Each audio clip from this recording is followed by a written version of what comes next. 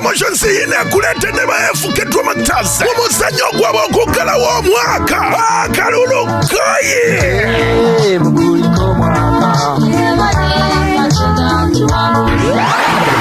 Abesimbyewo bonna bagamba nti oluseke lususse ate abalonzi bagamba nti naffe ke kaseera kaffe kuba bwe tubalonda temudda.